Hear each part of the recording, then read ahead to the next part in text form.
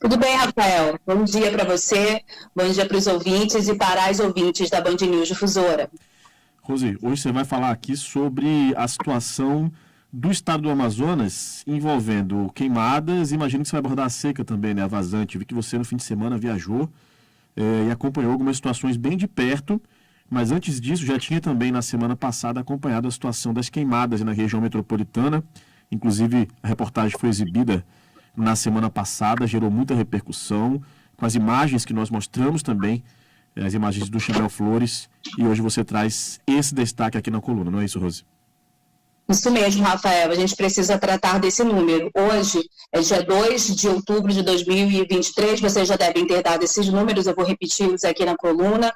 O Estado do Amazonas, de acordo com a Defesa Civil do Estado do Amazonas, nós estamos hoje com 5 municípios em situação de atenção, 35 em situação de alerta e 20 em emergência. Isso considerando os dados que o governo do Estado, os parâmetros do governo do Estado, para decretar a situação de emergência, acompanhamento a respeito da vazante dos rios aqui no Estado do Amazonas. Mas cada município também lida individualmente com essa situação e já decretou, alguns já decretaram anteriormente situação de emergência e tem suas próprias peculiaridades. A gente esteve no município de Altazes, passou pela BR-319 na semana anterior, acompanhou algumas situações de queimada, de fumaça, na sequência daquele dia que a fumaça invadiu a cidade de Manaus de manhã, em plena manhã, por todo lado, por toda a cidade, o primeiro episódio mais forte, digamos assim, né? Porque há algum tempo a gente já acorda e se acostumou a não olhar mais o horizonte da maneira que víamos, o céu está sempre cinzento, e no final da tarde, no pôr do sol, aquele sol rosado, aquele sol avermelhado, mas que é característica das queimadas que estão em torno de Manaus, que se aproximaram mais de Manaus. Então, há 2 semanas, aquela fumaça forte, prejudicando a nossa respiração, a qualidade do ar, tomou a cidade e, na sequência, a gente decidiu ir a Altazes porque verificamos que o número de queimadas, naquele mesmo período, tinha aumentado muito na cidade de Altazes. E lá constatamos realmente a situação complicada. Mas, como você falou, a vazante tem colocado notícias complicadas, ruins, em relação a todo o estado do Amazonas, de comunidades isoladas, que já estão há mais tempo isoladas, como lá no Alto Solimões, que é o caso de Benjamin Constant, Atalaia do Norte, Tabatinga, o efeito sobre as pessoas que vivem naquela região, né? Mais recentemente, a imagem chocante de mais de 100 botos lá em Tefé, que morreram, apareceram na parte de areia que está um pouco mais visível hoje, né, uma praia que se forma com essa seca e o rigor que acontece naquela região também, essas imagens chocantes do boto cor-de-rosa e ainda não sabemos exatamente a causa, para além da vazante, exatamente a causa, porque nós não estamos no final da vazante, cheias mais fortes já ocorreram, ou digo, secas mais fortes, né, vazantes mais fortes já ocorreram nesta mesma região, e essa imagem de mais de 100 botos a gente não tinha, né, não tinha notícia. Eu vi uma matéria do Vinícius Sassini, que ele entrevistou na Folha de São Paulo, pesquisadores do Instituto Mamirauá, e eles colocam que o aquecimento da água, assim, mais de 10 graus, né, acima do que geralmente acontece. Então, o aquecimento da água lá na região de Tefé chegou a 40 graus. Eles colocam que tudo isso acaba afetando a imunidade, né, dos seres vivos e, portanto, pode ser um prejuízo para os botos, né. Vou pedir aqui para a minha fonte me ligar depois que eu sair do ar. Está ligando na hora que eu estou no ar. E aí, Rafael, na semana passada, os peixes mortos, as imagens ali em Manacapuru, mas há uma expectativa que outros lagos próximos aqui em Manaus também registrem imagem dessa forma, porque a seca continua acentuada em Tabatinga, né, que é o nosso medidor, ainda teve um pouquinho de subida na semana passada, uma expectativa é que essa seca já estava no seu fim, mas continua a descer, né, o rio continua a descer. E todas as consequências na vida das pessoas. Muito bem, Rosiane Carvalho trazendo então esse panorama.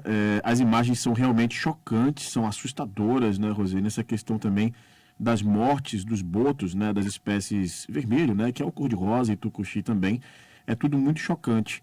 O ICMBio, que é o Instituto Chico Mendes de Conservação da Biodiversidade, está apurando essa situação, né?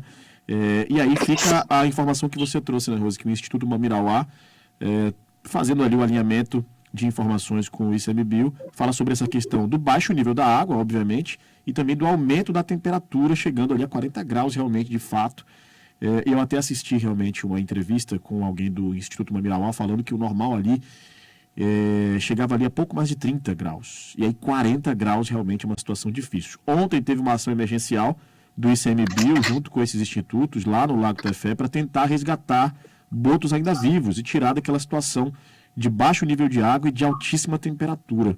Então há um esforço aí feito pelo ICMBio, junto com também instituições que estão trabalhando de forma integrada para tentar salvar esses animais. Ou seja, a vazante desse ano está afetando, a gente fala das pessoas, né? São 174 mil pessoas já afetadas, e também a gente vê a fauna sofrendo com toda essa situação. Rafael, a fome é um dos efeitos terríveis dessa condição climática e dessa condição de emergência que estão vivendo os municípios do interior do estado do Amazonas e outras cidades também, né, da Amazônia, mas alguma coisa precisa sempre, né, nós vemos frequentes situações de emergência, em toda situação, em todo problema que é causado, crise climática, pandemia, sempre os números piores são do Amazonas. Alguma coisa precisa ser colocada para a gente, para além desses números, né? Mas isso é um outro ponto da discussão. Mas veja, se os pesquisadores colocam esse aumento da temperatura causa danos à saúde dos seres vivos, e os botos, por exemplo, estão morrendo com esse aumento da temperatura, isso tem um efeito também na saúde da gente, né? Na saúde das pessoas. A gente precisa entender isso. Uma matéria recente também, acho que foi publicada na semana passada na Folha, eles próprios fizeram uma comparação, né, no início deste século, em relação à temperatura e à temperatura atual, a temperatura registrada em várias capitais nesse ano, mais de 20 capitais com aumento de temperatura em pleno inverno, que eles consideram inverno, enfim. Aqui a gente não tem essa variação toda, né? Mas o que acontece, eu digo verão, né?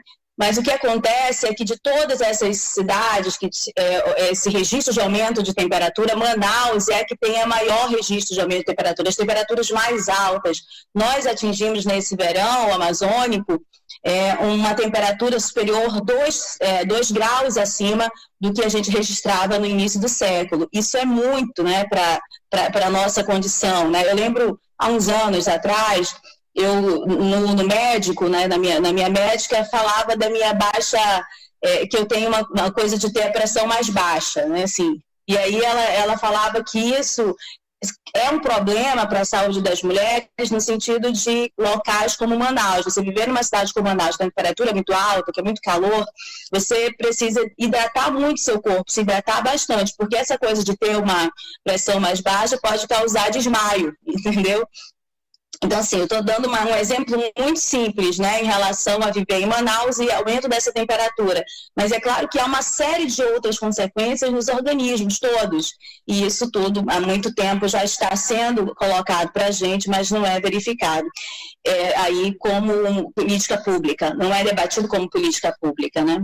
Bom, Rafael, eu queria só rapidamente falar para você do nosso trajeto, que foi feito aí pelo seu Bruce, motorista da Band News, pelo Chamel, que é o nosso fotógrafo, alguém que faz as imagens aí para o Band News Online, e também por mim, quando a gente foi para Altazes. Então, no percurso, já na ida para Altazes, você já se choca, eu e o Chamel, a gente dormiu, era de madrugada, a gente dormiu no carro, e quando a gente abriu o olho, a gente simplesmente estava do lado de um monte de areia, assim, algo que era muito protuberante, assim. O que é isso? É justamente essa parte que seria o fundo do rio, no meio da travessia entre a Ceasa e o Careiro, mas com a seca dos rios é uma praia que apareceu ali enorme, nunca registrada, de acordo com as pessoas, né, que acompanham a seca há muito tempo, nunca registrada dessa maneira. A imagem é realmente chocante e deve estar mais acentuada, porque o rio continuou baixando. A gente tem notícias aí de balsas que encalharam nos últimos dias nessa travessia, né, neste espaço, esse trecho do rio. Quando você vai pegando a estrada, Rafael, a respiração e a condição da sua garganta começa a alterar, porque a fumaça, ela é muito acentuada. Se você olha para o horizonte, realmente você vê muita fumaça. A margem toda queimada, né? E os lagos, enfim, tudo isso foi desaparecendo, porque o rio secou. Os meninos que estavam acompanhando a gente, além de Samuel, havia outros repórteres fotográficos de agências internacionais que trabalham aqui na Amazonas, eles levantavam o drone para a gente verificar os pontos de onde tinha fumaça para a gente tentar se aproximar. Então, alguns não são possíveis de se aproximar porque eles são muito dentro da mata, né? É muito complicado para a gente. O drone aproxima, verifica onde está, mas para a gente aproximar de carro seria muito complicado. Então, nós priorizamos o contato e a busca de informação por meio da margem mesmo da estrada e dos ramais. E aí a gente não precisou fazer muito esforço, né? Porque está tudo muito queimado, ainda tinha focos de incêndio em vários locais, especialmente em comunidades indígenas. E você sabe que Altazes é a terra dos Mura, né? Porque o IBGE mostra que mais de 70% da população de Altazes é formada por indígenas da etnia Mura. É conhecida agora como a terra dos interesses econômicos relacionados ao potássio, mas a rigor, a característica da cidade é essa, né, dos indígenas Mura. E eles estão sofrendo, claro, por óbvio, a maior consequência dessas condições climáticas e sociais das queimadas, né? Assim, então, nós entrevistamos vários deles, nós temos áudios que foram colocados na matéria, em que eles relatam como fizeram sozinhos, né, para enfrentar esse fogo, para salvar suas próprias vidas. Os únicos bens materiais que eles tinham, em geral, casas de palha, né? E aí fazendo acero para tentar fazer com que o fogo contornasse por outros locais, mas nem sempre possível de salvar. Um relato muito emocionado de algumas mulheres Mura construíram com muito esforço um chapéu de palha para fazer ali a reunião da comunidade, estavam tentando fazer agora uma casa de farinha, que é o que elas vivem, né? A comunidade vive dessa produção, para além da própria consumo, né? Eles vendem. E aí eles perderam tudo, perderam plantação, perderam o local que eles estavam investindo para melhorar essa produção e disseram que só não iam passar aperto muito, muito pior em função de que alguns deles recebem o Bolsa Família, então estavam tentando lidar com isso. Agora, sem água, né, alguns locais com poço, mas o poço sem bomba, então até para salvar algumas casas eles tiveram assim, um esforço sobre-humano, né? Porque tem que descer o balde, tirar, ensopar um pouco, o balde com capacidade de 5 litros, ensopar a palha para ver se eles conseguiam salvar algumas casas. Mas os relatos são realmente impressionantes. E o que a gente precisa observar é que Altazes não está, né, nessa condição dos maiores números de queimadas, né, dos maiores registros ali captados pelos satélites do INPE, e nem captados por essa percepção de maior emergência, né, de maior alerta em relação a esses parâmetros da defesa civil. A Altazes chamou nossa atenção porque em função dos registros de queimadas nos dias que essa cidade de Manaus foi tomada pela fumaça, né? E que as pessoas respiraram essa fumaça toda. Mas é isso. O que nós respiramos e passamos aqui é um percentual muito menor das consequências imediatas nessas comunidades que estão sofrendo e encarando sozinhas, porque não há estrutura, né, desse combate de incêndio, não houve um planejamento, não há um preparo para isso em relação a essas queimadas. E, paralelo a isso, também, claro, a estiagem, falta de água. Muito bem. Rosiane Carvalho, muito obrigado pela coluna de hoje, muita informação, relatos, trazendo aqui mesmo realmente a reportagem do que foi visto lá no município de Altazes, nessa viagem que foi feita.